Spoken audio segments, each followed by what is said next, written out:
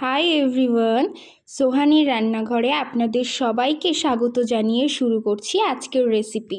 আজকে আমি আপনাদেরকে একদম অনুষ্ঠান বাড়ির মতন পটল চিংড়ির রান্না করে দেখাবো। অনুষ্ঠান বাড়ির পটল চিংড়ি খেতে কিন্তু অসাধারণ লাগে, আর এটা বাড়িতে বানানোও কিন্তু খুবই সহজ। তাহলে চলুন আজকের রেসিপিটি বানানো যাক। তো পটল চিংড়ি করার জন্য আমি এখানে পটল নিয়েছি। পটলগুলো অল্প খোসা রেখে আমি মাঝখান থেকে কেটে নিয়েছি। তো এখন গ্যাসে একটা কড়াই বসিয়ে দিয়ে কড়াইতে দিয়ে দেবো পরিমাণ মতন সরিষার তেল।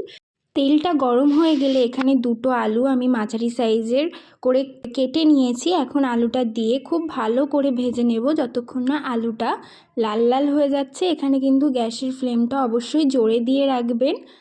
তো আমি গ্যাসের ফ্লেমটা জোরে দিয়ে আলুগুলোকে মিনিট 3 মতন ভেজে নিয়েছি। তো একটু আলুটার গায়ে সোনালি দাগ চলে এসেছে। এখন আলুগুলোকে আমি তুলে নেব।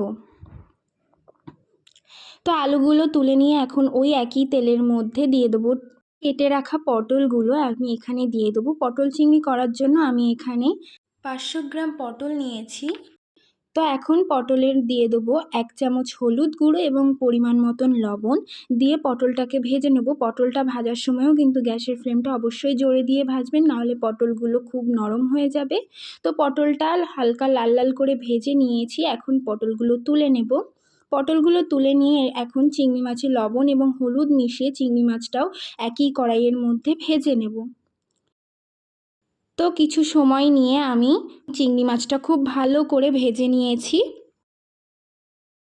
চিংড়ি মাছটা ভাজা হয়ে গেছে। এখন চিংড়ি মাছটাও একটা পাত্রের মধ্যে তুলে নেব।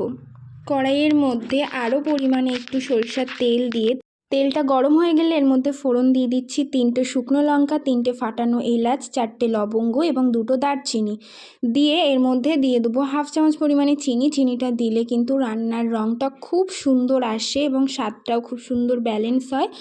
চিনিটা মেল্ট হওয়া পর্যন্ত, অর্থাৎ চিনিটা যতক্ষণ না গলে যাচ্ছে ততক্ষণ একটু নেড়ে নেব। তো চিনিটা গলে গেলে সব কিছু ফোড়নের গন্ধটা তেলের মধ্যে চলে আসলে এর মধ্যে দিয়ে দেবো 2টো পেঁয়াজ লম্বা লম্বা করে কুচিয়ে। পেঁয়াজটা দিয়ে পেঁয়াজটাকেও খুব ভালো করে ভেজে নেব। পেঁয়াজটা লাল লাল করে ভাজা হয়ে গেলে এর মধ্যে দিয়ে দেবো 2টো টমেটোর টুকরো। টমেটোটা দিয়ে এর মধ্যে দিয়ে দেবো 1 চামচ লবণ। লবণটা এখন দিলে টমেটোটা খুব তাড়াতাড়ি নরম হয়ে যাবে। দিয়ে আবারও সব কিছু খুব ভালো করে মিশিয়ে নিয়ে ভেজে নেব। টমেটোটা গলে গেলে এখন এর মধ্যে দিয়ে দেবো 1 চামচ আদা রসুন বাটা দিয়ে আবারও সব কিছু খুব ভালো করে নাড়াচাড়া করে মিশিয়ে নেব।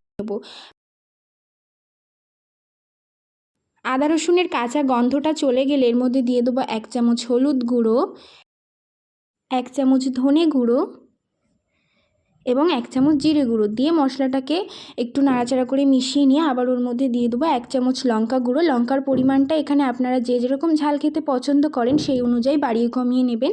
আর এরপর এর মধ্যে দিয়ে দেবো 1 চামচ মিট মশলার গুঁড়ো এবং 1 চামচ গরম মশলার গুঁড়ো দিয়ে মশলাটাকে আবারও খুব ভালো করে নাড়াচাড়া করে মিশিয়ে নিয়ে কষিয়ে নেব। তো মশলাটা থেকে তেল বেরিয়ে গেলে এখন ওর মধ্যে ভেজে রাখা চিংড়ি মাছটা দিয়ে মশলাটার সঙ্গে চিংড়ি মাছটা খুব ভালো করে নাড়াচাড়া করে মিশিয়ে নিয়ে কষিয়ে নেব।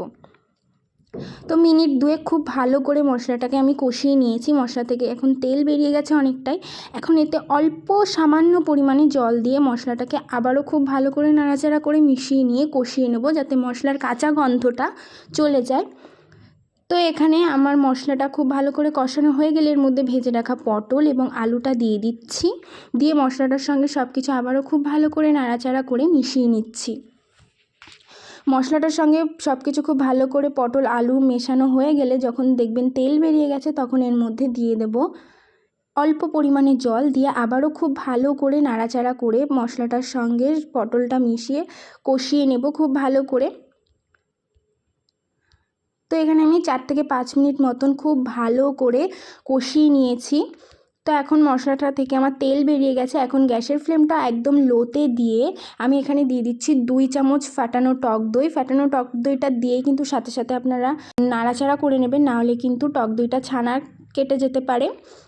তো আমি টক দইটা দিয়ে খুব ভালো করে মিশিয়ে নিয়েছি। এখন মেশানো হয়ে গেলে এর মধ্যে এবার আমি দইয়ের বাটিটা ধুয়ে সামান্য একটু জল দিয়ে আবারও খুব ভালো করে কষিয়ে নেব। এখানে গ্যাসের ফ্লেমটা একদম লোতে রেখে আমি অনেকক্ষণ ধরে পটলটা কষিয়ে নিয়েছি। আপনারা অবশ্যই গ্যাসের ফ্লেমটা আস্তে দিয়েই রান্নাটা করার চেষ্টা করবেন। পটলটা যখন খুব ভালো করে কষা হয়ে যাবে তখন দেখবেন পটল থেকে খুব সুন্দর করে তেল বেরিয়ে এসছে, তার মানে কিন্তু পটল কষানোটা একদম হয়ে গেছে। তো এখন এখানে আমি দিয়ে দেবো 1 গ্লাস পরিমাণে জল। যেহেতু এটা আমরা অনুষ্ঠান বাড়ির মতন পটল চিংড়ি বানাচ্ছি, তাই এখানে খুব বেশি জল আমরা ব্যবহার করব না। তো জল দিয়ে এখানে দিয়ে দেবো 1 চামচ শাহি গরম মশলা গুঁড়ো এবং 2টো কাঁচা লঙ্কার উপর থেকে 1 মুঠো ধনেপাতা কুচি দিয়ে দেবো। এতে খুব সুন্দর একটা ফ্লেভার আসে। আর এখানে আপনারা লবণটা অবশ্যই চেক করে নেবেন, যদি লবণ প্রয়োজন হয় তাহলে লবণ অ্যাড করে দেবেন। তো সব কিছু দিয়ে নাড়াচাড়া করে মিশিয়ে নিয়ে আমি ঢাকা দিয়ে দিয়েছি। তো ঝোলটা খুব ভালো করে ফুটে গেলেই রেডি আমাদের পটল চিংড়ি। তো দেখতেই পাচ্ছেন কত সুন্দর তেল বেরিয়ে এসছে এবং দেখতেও কতটা লোভনীয় লাগছে। আর বিশ্বাস করুন খেতেও হয় কিন্তু দারুণ, একদম বিয়েবাড়ির মতন। তো ভিডিওটি আপনাদের কেমন লাগলো সেটি অবশ্যই কমেন্ট করে জানাবেন। আর এই রেসিপিটি কিন্তু অবশ্যই বাড়িতে একবার ট্রাই করে দেখবেন। আর যারা আমার চ্যানেলটা এখনও সাবস্ক্রাইব করেননি তাদের আমার চ্যানেলটি সাবস্ক্রাইব করার অনুরোধ রইল। দেখা হবে আবারও পরবর্তী ভিডিওতে। আজকের জন্য এখানেই বিদায় নিলাম। Thank you for watching.